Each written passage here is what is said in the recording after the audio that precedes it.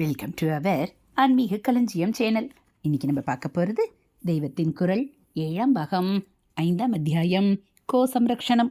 அதில் சகல தேவதைகளும் கோவுக்குள் அடக்கம். ஏனென்றால் கோவுக்குள் 30 முக்கோடி தேவர்களுமே அடக்கம். சகல புண்ணிய தீர்த்தங்களும் ஒரு பசுவுக்குள் இருக்கின்றன. நம்முடைய ஆலயம் ஒவ்வொன்றிலும் சில தெய்வங்களுக்கு சந்நிதிகள் இருக்கின்றன. அதை சேர்ந்ததாக ஒவ்வொரு புண்ணிய தீர்த்தம் இருக்கிறது. கோ என்பதோ அத்தனை தெய்வங்களும் அத்தனை புண்ணிய தீர்த்தங்களும் குடிக்கொண்ட ஆலயமாக இருக்கிறது. கோவே ஒரு நடமாடும் கோவில், சர்வ தேவதைகளுக்குமான மகத்தான கோயில். ஹரஹர சங்கர, ஜெய ஜெய சங்கர. அடுத்து கோமாதாவும் லக்ஷ்மியும். சர்வ தேவதா ஸ்வரூபம் என்றால் நம்முடைய சிற்றறிவால் இன்னதென்றே கிரகித்து கொள்ள முடியாமல் அல்லவா இருக்கிறது. ஒரே மலைப்பாக, பயம் கலந்த மலைப்பாக இருக்கிறதே தவிர அன்போடு பக்தி பண்ணும்படியாக இல்லையே. அதனால் கோமாதாவை குறிப்பாக லக்ஷ்மி என்ற ஒரு தேவதையின் ஸ்வரூபமாக சொல்வது.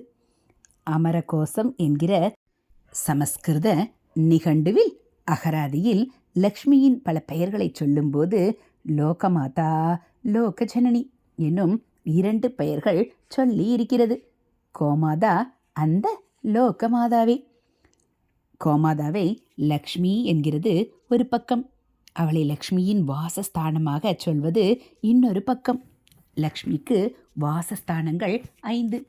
சுமங்கலியின் சீமந்தம் என்கிற வகிடு, மலர்ந்த தாமரை பூவின் உள்பக்கம், யானையின் மஸ்தகம், தலை, வில்வ பத்திரத்தின் பின்பக்க ரேகை ஆகிய நாளோடு பசுவின் பின்புறமும் 5ஆவதாக மகாலட்சுமியின் நிவாசமாக இருக்கிறது. கோவிடத்தில் எதிரிடைகள் சேர்கிறதில் கோமய கோமூத்திரங்களும் பவித்திரமாக இருப்பதாக பார்த்தோமல்லவா. அப்படியேதான் அதன் முக மண்டலமாக இல்லாமல் பிருஷ்டபாகமாக இருக்கப்பட்ட பின்புறமும் பரம பவித்திரமான லக்ஷ்மி வாசமாக இருக்கிறது. அழகுக்காக கோவின் முகத்தில் சந்தன குங்குமங்கள் இட்டு கழுத்தில் மாழை போட்டாலும் கோபூஜை என்று பண்ணும்போது பின்புறத்தை அலங்கரித்து அங்கேயே அர்ச்சனாதிகள் செய்ய வேண்டும். ஒரு கோவினிடம் நிகிருஷ்டமானது, தாழ்ந்தது என்று எதுவுமே இல்லை. அதனிடம் சர்வமும் சர்வாங்கமும் உத்கிருஷ்டமே, உயர்ந்தனவே. நம் மடமாதிரி தர்ம பீடங்களில் பிரதிதினமும் காலம் கார்த்தாலே நடக்கிற முதல் வழிபாடு கோ பூஜைதான் என்பதிலிருந்து கோவுக்குள்ள உத்கிருஷ்டமான ஸ்தானத்தை புரிந்து கொள்ளலாம்.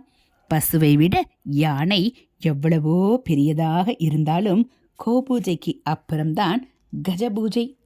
ஹரஹர சங்கர, ஜெய ஜெய சங்கர. அடுத்து பசுவுக்கு ஒரு வாயுரை. தெய்வமாக பூஜை பண்ணுவது இருக்கட்டும், அது சிலர் தான் பண்ண முடியும். ஆனால் எவரானாலும் பண்ண வேண்டிய கடமையாக ஒன்று இருக்கிறது. கோவுக்கு ஆகாரம் போடுவதுதான் அது. ஒவ்வொருவரும் ஒவ்வொரு நாளும் ஒரு பசுவுக்கு கைப்பிடி அளவு புல்லாவது கொடுக்க வேண்டும். கோ கிராசம் என்று இதை சாஸ்திரத்தில் சொல்லி இருக்கிறது. கிராசம் என்றால் ஒரு வாய் ஆகாரம். கோ கிராசம் என்பதை வைத்துத்தான் புல்லுக்கு இங்கிலீஷில் கிராஸ் என்று பெயர் வந்திருக்கிறது.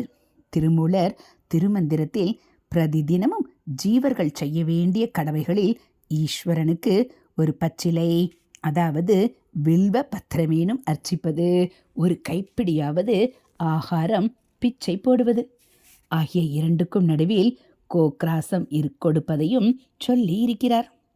முடிவாக ஜீவர்களிடம் இனிமையாக பேசுவதையும் சொல்லி இருக்கிறார்.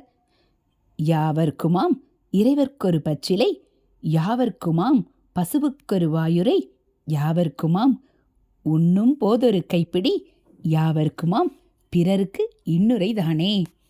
ஹரஹர சங்கர, ஜெய ஜெய சங்கர. அடுத்து மன்னிக்க முடியாத குற்றம். கரைக்கிற காலத்திலும் சரி, கறவை நின்று போன பிற்பாடும் சரி, கோமாதாவின் வயிற்றுக்கு போதிய ஆகாரம் போடாமல் வாடவிட்டால் அது நமக்கு பெரிய களங்கம். இந்த விஷயத்தில் நாம் எல்லாரும் பெரிய குற்றவாளிகளாக இருக்கிறோம். இதில் நம்முடைய கவனக்குறைவு மன்னிக்க முடியாத தப்பாகும். நம் மதத்தில் பசுவுக்கு தெய்வ ஸ்தானம் கொடுத்திருக்கிற மாதிரி இல்லாத பிற மதஸ்தர்கள் தங்கள் தேசத்தில் வளர்க்கிற பசுக்களையும் நம் தேசத்திலுள்ள பசுக்களையும் பக்கத்தில் நிறுத்தி வைத்து ஒப்பிட்டு பார்த்தால் நாம் அவமானப்படும்படியே இருக்கும். மற்ற தேசத்தார் பசுவை தெய்வமாக சொல்லாவிட்டாலும் அவர்கள் பசு மாம்சம் சாப்பிடுபவர்களாக இருந்தாலும் நடைமுறையில் அவற்றின் வயிற்றுக்கு யதேஷ்டமாக போட்டு அவற்றை தளதள என்று வைத்து காப்பாற்றுகிறார்கள். நாமோ நமக்கு பால் கொடுப்பதற்காக அதற்கு அதமபட்சமாக எவ்வளவு தீனி தேவையோ அவ்வளவே போடுகிறோம். அதனால் பார்வைக்கு அந்நிய தேசத்து பசுக்களுக்கு பக்கத்தில் நம் தேச பசுவை நிறுத்தினால் சாண்டோவுக்கு பக்கத்தில் சோனி மாதிரி இருக்கிறது. மாம்சத்துக்காகவே அவர்கள் பசுவை புஷ்டி பண்ணுகிறார்கள் என்று சொல்லி நாம் தப்பித்து கொள்ள முடியாது. என்ன காரணத்திற்கானாலும் சரி, ஒரு பசுவை உயிரோடு விட்டு வைக்கும் வரை வயிறு ரொம்ப போடுகிறார்கள் அல்லவா? பசுவை புஷ்டியாக வைத்து காப்பாற்றுவதற்கானவற்றை செய்யாமல் பசுவதையை சட்டத்தின் மூலம் தடுக்க வேண்டும் என்று நாம் வெறுமனே முழக்கி பிரயோஜனமில்லை. பசுவதையை ஆதரிப்பவர்கள் நாம் வைத்திருக்கும் கறவை நின்று போன கோக்களை காட்டி இப்படி இவற்றை எலும்பும் தோளுமாக குற்றுயிரும் குளையுயிருமாக வைத்திருப்பதை விட ஒரேயடியாக ஹத்தி செய்து விடுவது அவற்றுக்கே விமோச்சனந்தானே என்று கேட்டால் நாம் வாயை திறக்க யோகியதை இல்லாத நிலையாகத்தான் இப்போது இருக்கிறது. ஹரஹர சங்கர, ஜெய ஜெய சங்கர. அடுத்து அரசாங்கத்தின் கடமையும் மக்களின் கடமையும். இப்படி சொன்னதால் பசுவதை தடுப்பு சட்டம் வேண்டாம் என்றோ அல்லது அத்தனை பசுக்களுக்கும் அவை இயற்கையாக உயிர் பிரிகிற வரையில் நல்ல பராமரிப்பு அளிக்கப்படும் காலம் வருகிற வரையிலாவது பசுவதையை சட்டம் மூலம் தடுக்கக்கூடாதென்றோ சொல்வதாக அர்த்தம் செய்து கொண்டு விடக்கூடாது. கோஹத்தி தடுப்பு சட்டம் எவ்வளவு சீக்கிரத்தில் முடியுமோ அவ்வளவில் கொண்டு வர வேண்டியதே. அது அரசாங்கத்தார் பண்ண வேண்டியது. ஆனால் அதோடு முடிந்து விடாமல் மக்கள் கடமை என்றும் ஒன்று இருக்கிறது. அது ஒரு நாளும் ஒட்டி உலர்ந்து நிற்க விடாமல் அதற்கு வேண்டிய அளவு தீனி போட்டும் சுகாதாரமான கொட்டில்களில் வாழுமாறு வைத்தும் சம்ரட்சிப்பதே பல காலமாக கோஹத்திக்கு அரசாங்க தரப்பில் தடுப்பு சட்டம் போட வேண்டும் என்று பல பேர் வற்புறுத்தி கிளர்ச்சி எல்லாம் கூட பண்ணி வருகிறார்களே தவிர மக்கள் தரப்பில் கோ சம்ரக்ஷணைக்கு என்னவெல்லாம் பண்ண வேண்டுமோ அதை வற்புறுத்தி விசேஷமாக எதுவும் சொல்லவோ செய்யவோ இல்லை.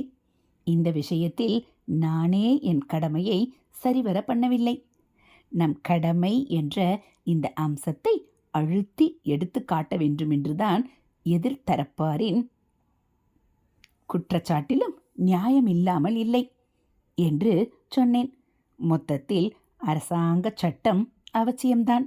அதே அளவுக்கு மக்கள் உரிய முறையில் கோக்களை அவற்றின் கடைசி காலம் வரையில் நன்கு நடத்த வேண்டியதும் அவசியம் என்றே சொல்ல வந்தேன். ஒரு பக்கம் பசுவை தெய்வமாக காட்டி கோபூஜை செய்யும் மதஸ்தர்களாக நாம் இருக்கிறோம்.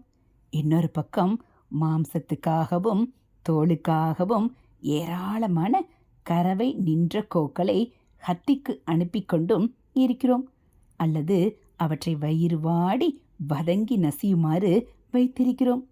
இந்த ஹிபாக்ரசி நமக்கு பெரிய களங்கம்.